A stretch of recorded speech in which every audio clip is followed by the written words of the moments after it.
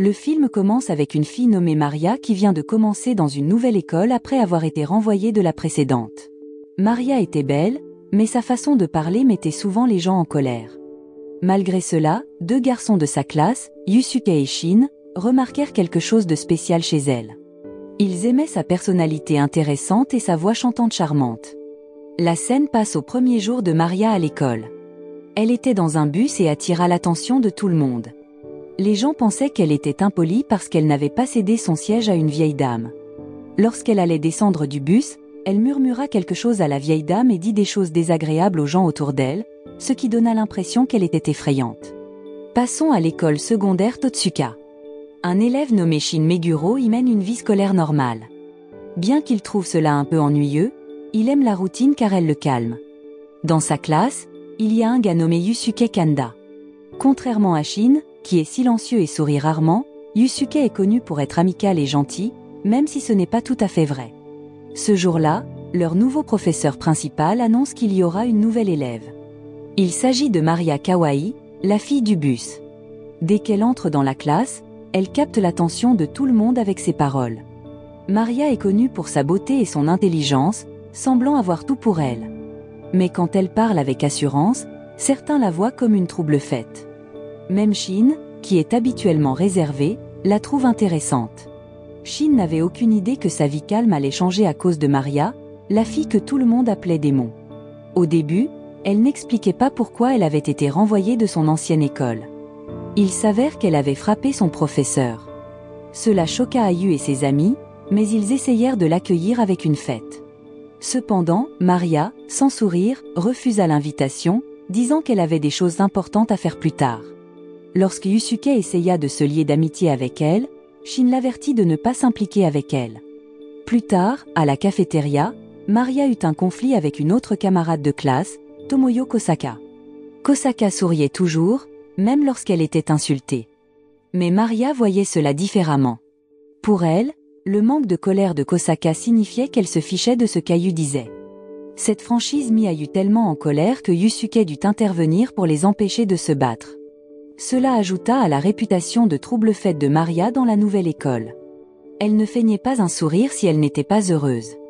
Dès son premier jour, elle était déjà mise à l'écart et ignorée par ses camarades, mais elle ne semblait pas s'en rendre compte car elle disait tout ce qu'elle pensait. Même sur les raisons de son transfert. Et Shin, voyant le désordre qu'elle causait, ne put s'empêcher de se moquer d'elle. Lorsque Maria entendit Shin, elle lui demanda fermement de lui parler honnêtement, sans peur. Encore une fois, Yusuke intervint pour éviter une confrontation car il était doué pour apaiser les tensions. Ayu avertit Maria de ne pas se méprendre, mais Maria réalisa qu'Ayu aimait Yusuke. Bien qu'Ayu le niait, Maria n'hésita pas à révéler ses sentiments à leurs amis. En colère contre Maria, Ayu décida de la punir en demandant à Kosaka de retirer les affaires de Maria de son casier. Après les cours, Maria n'était toujours pas retournée à son siège. Son uniforme et son précieux collier avaient disparu. Elle se moquait de l'uniforme, mais pas du collier.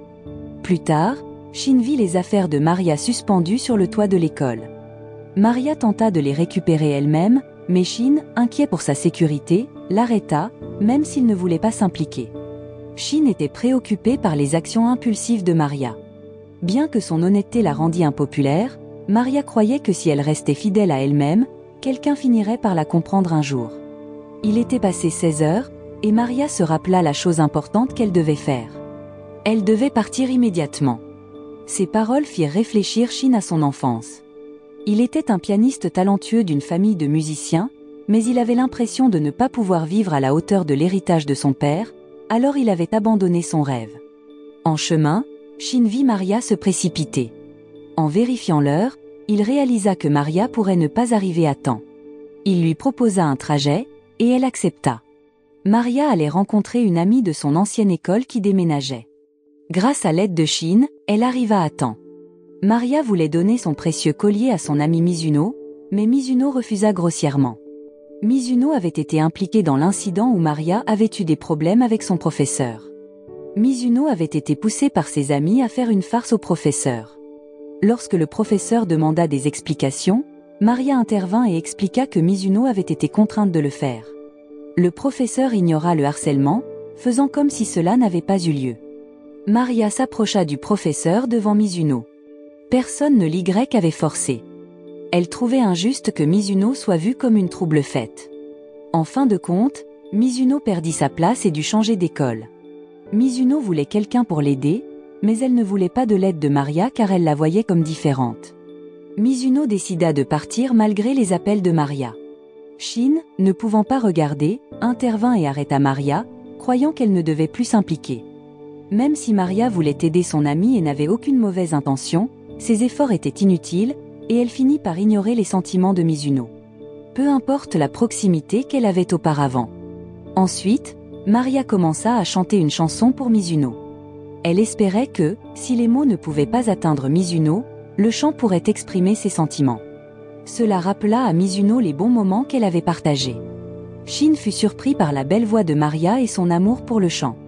Maria savait que Shin gardait ses distances avec les gens et se gardait de ses problèmes, comme s'il était profondément blessé et avait peur de faire face aux autres. Sans dire un mot, Shin décida de partir. Pour lui, Maria pouvait sembler être un démon capable de lire dans les cœurs et de forcer les gens à affronter la vérité.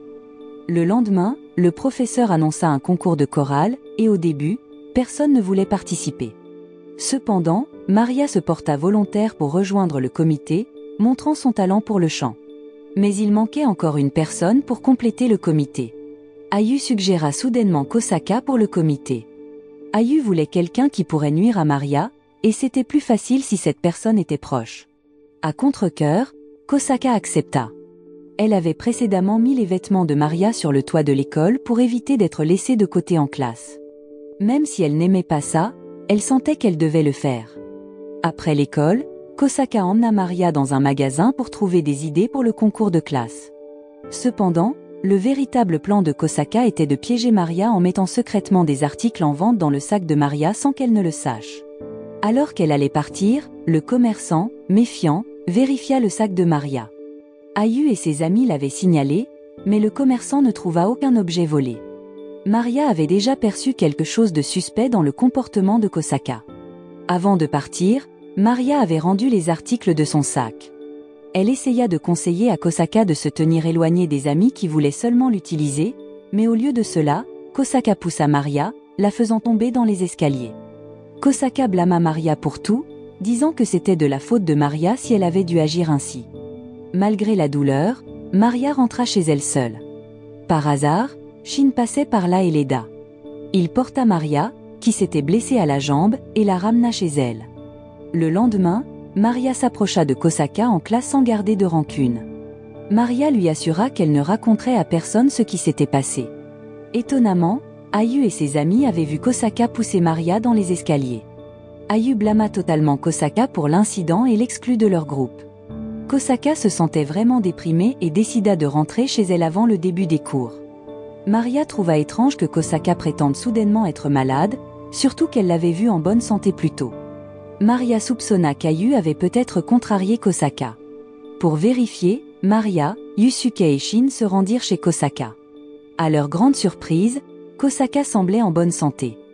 Ils découvrirent avec étonnement qu'elle aimait en fait la musique métal, ce qui était très différent de la façon dont elle agissait à l'école, où elle essayait de se fondre dans le groupe d'Ayu en apportant des objets féminins. Voyant cela, Maria encouragea Kosaka à cesser de faire semblant d'être quelqu'un qu'elle n'est pas et à arrêter de se forcer à sourire lorsqu'elle était insultée. Elle avertit Kosaka que cacher ses vrais sentiments pourrait conduire un jour à une explosion de colère. Au lieu de cela, elle lui conseilla d'être elle-même et de travailler à créer l'environnement qu'elle désirait vraiment. Enfin, ils convainquirent Kosaka de retourner à l'école. Devant leurs professeurs et leurs camarades de classe, l'attitude de Kosaka changea progressivement. Elle annonça qu'elle ne tenterait plus de se conformer aux attentes d'Ayu et de son groupe. Bien que les paroles de Maria aient été dures à entendre, cela ne signifiait pas qu'elle voulait devenir ennemie avec eux. Au contraire, elle voyait cela comme la façon de Maria de trouver de vrais amis. Pendant ce temps, Yusuke raconta une histoire sur le jour où Maria est arrivée. Il se rappela l'avoir vue dans le bus en premier.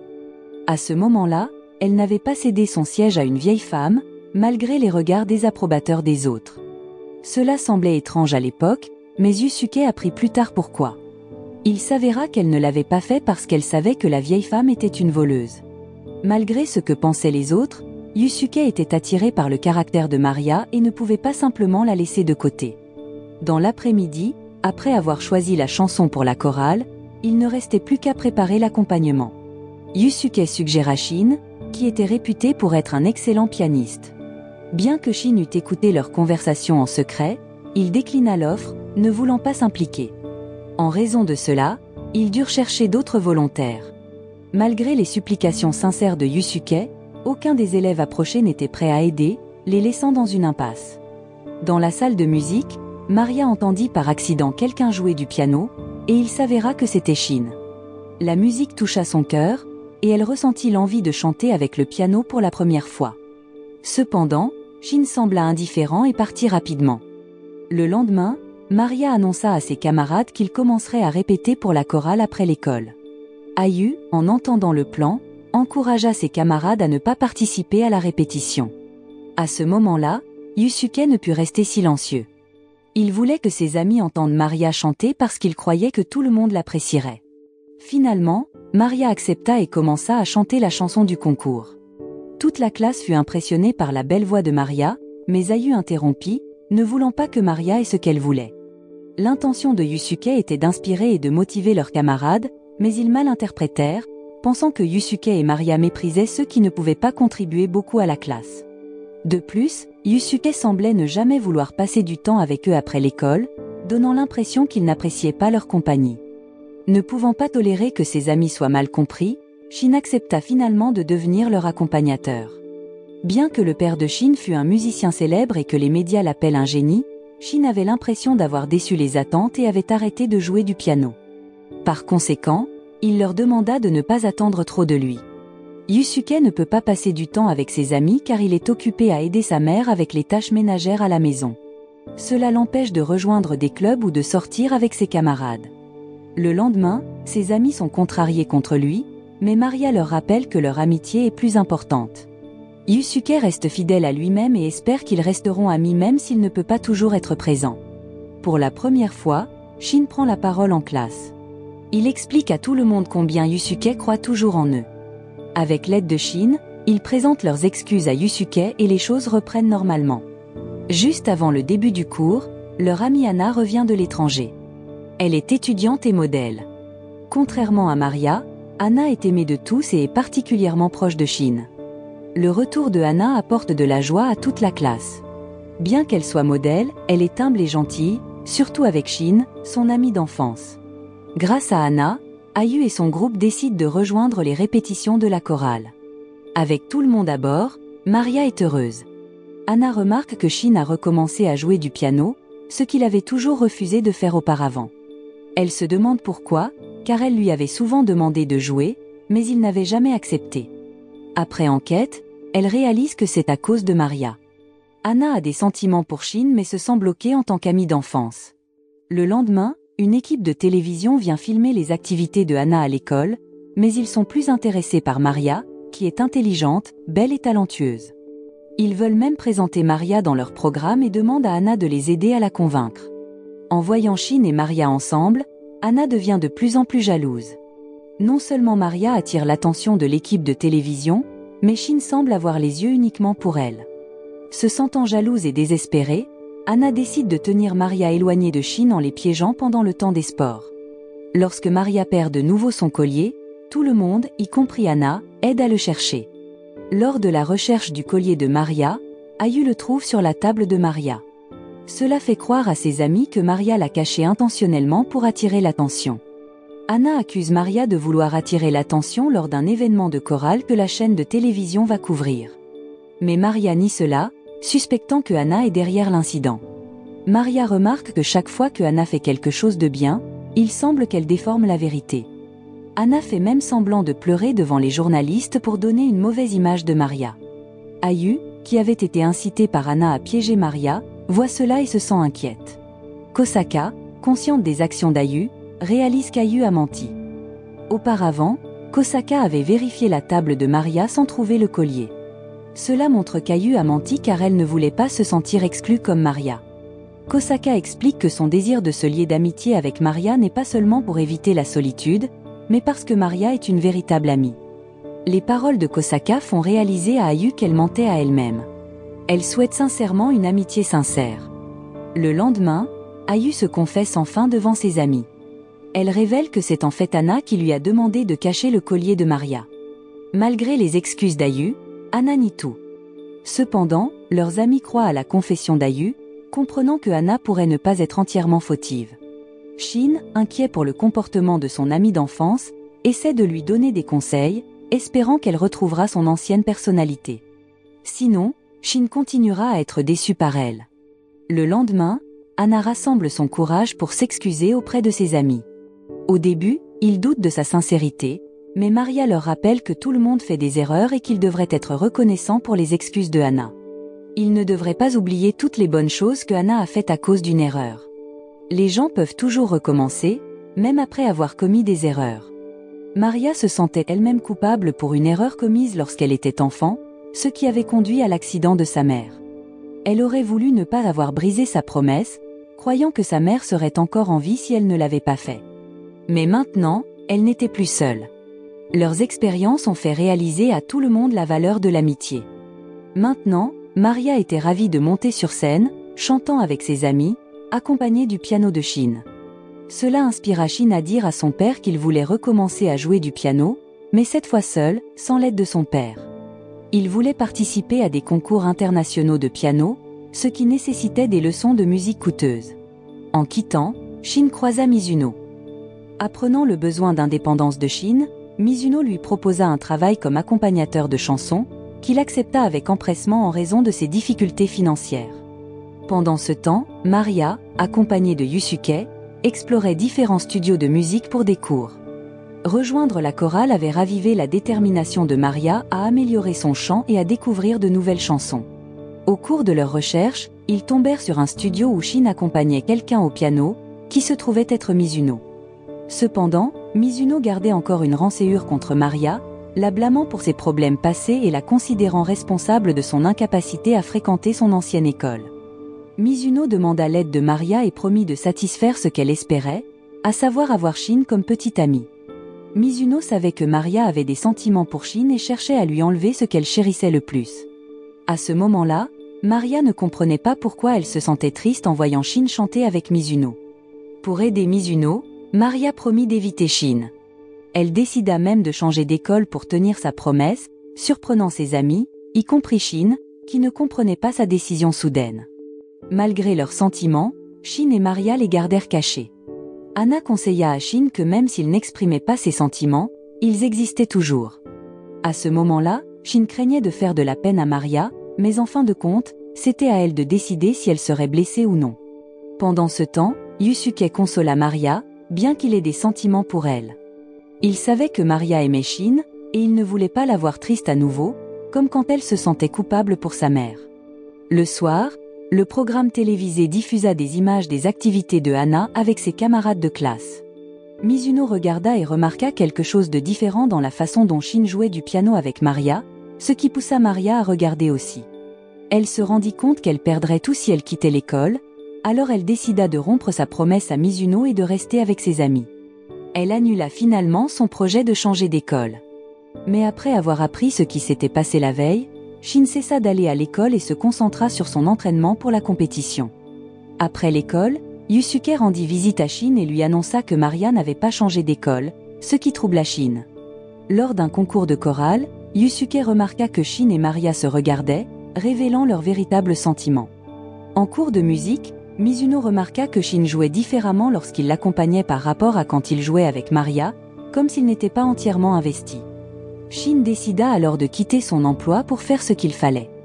Grâce à Mizuno, Shin apprit que Maria était dans le jardin, mais il fut surpris de voir que ce n'était pas Mizuno qui était venu.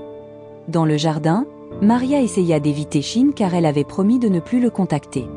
Si elle rompait la promesse, elle devrait d'abord s'expliquer auprès de Mizuno. Mizuno avait elle-même causé tout cela parce qu'elle était jalouse que Maria ait quelqu'un de spécial. Elle se rendit compte que sa solitude était de sa propre faute. Mais Maria n'était pas d'accord. Elle se remémora ses jours solitaires jusqu'à ce qu'elle trouve une amie qui l'acceptait. Elle avait une fois chanté une chanson pour Mizuno, montrant son amour pour son amie, ce qui émut Mizuno aux larmes. Mizuno ne s'attendait pas à ce que Maria continue de la considérer comme une amie malgré son mauvais comportement. Sur le chemin du retour, Shin exprima son inquiétude de ne pas pouvoir rester avec Maria. Il prévoyait de participer à la compétition et d'étudier à l'étranger s'il gagnait, laissant la possibilité de partir pour 2 ou 3 ans. Maria fut choquée par cette nouvelle mais comprit qu'elle devait le laisser suivre ses rêves. Elle croyait que Shin ne renoncerait pas à ses aspirations. Le jour de la compétition, les proches de Shin se rassemblèrent pour le soutenir, y compris sa famille, ses amis et Maria. Contrairement à son père, Shin joua du piano dans son propre style. Pendant sa performance, Maria se leva soudainement et s'enfuit. La musique de Shin la rendit triste, comme si elle craignait qu'il la laisse pour poursuivre ses rêves. La performance de Shin émouvit profondément tous les présents. Finalement, Shin remporta la compétition et obtint une chance d'étudier à l'étranger. Maria choisit de ne pas l'accompagner, car elle ne voulait pas manquer l'école, bien que ses amis comprirent. Cela pouvait être une excuse pour cacher ses larmes, et c'est pourquoi elle préférait rester avec ses amis. À ce moment-là, ils promirent de se revoir, et Maria offrit son précieux collier à Shin. Après 3 ans d'études à l'étranger, Shin rentra au Japon. Et Maria, la fille que tout le monde pensait autrefois être problématique, avait changé en un ange, enseignant à tous l'importance de l'amitié. Même si elle était si directe, ce n'était pas pour être méchante. C'était sa façon de montrer qu'elle se souciait des sentiments des autres. La série se termine. Alors, la morale de l'histoire est que si vous êtes brutalement honnête, les gens pourraient vous penser comme un démon, mais au moins, vous n'aurez jamais à feindre un sourire.